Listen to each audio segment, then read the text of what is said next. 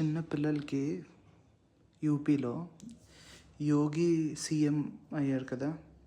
చిన్న పిల్లలకి ఒక మొత్తం క్యాన్ వాటర్ మొత్తంలో ఒక 2 ప్యాకెట్లు పాలు పోసి అది మిడ్ డే మీల్కి ఇస్తున్నారు.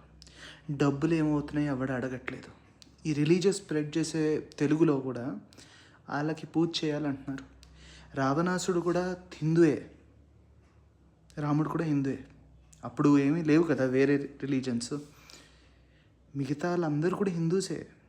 జస్ట్ వేషభూష ధారణ బట్టి వాళ్ళందరూ హిందువులు, వేరే వాళ్ళు ముస్లిమ్స్ అని ఒక క్రైటీరియా మనం ఓట్ బ్యాంక్కి వాడితే, ఇలాంటి రిలీజన్ వాడుకునే గురువుల్ని మనం పిచ్చిగా నమ్మితే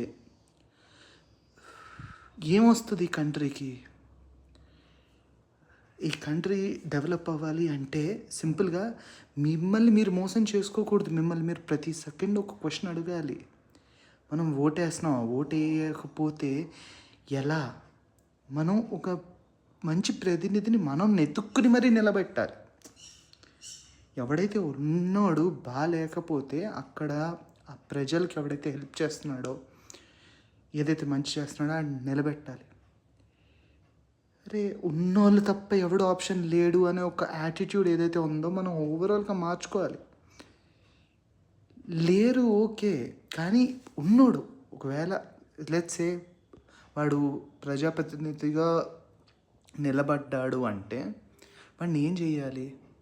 కష్టపడి బాబు నీకు తప్పు అవుతుంది అని చూపించాలి. రాముడికి మోడీకి లేకపోతే వీళ్ళకి డిఫరెన్స్ ఏంటంటే, రామరాజ్యంలో చాకలి అతను తాగి మాట్లాడే దాన్ని కూడా క్రిటిసిజం రాముడు తీసుకోగలిగాడు.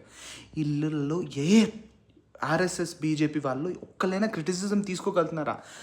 ఇన్ఫ్యాక్ట్ మీడియాని కొనేస్తున్నారు కదా, క్రిటిసిజం తీసుకోవట్లేదు. ఎవరినైనా పెడితే ఈడీ రైడ్లు ఇవన్నీ అని.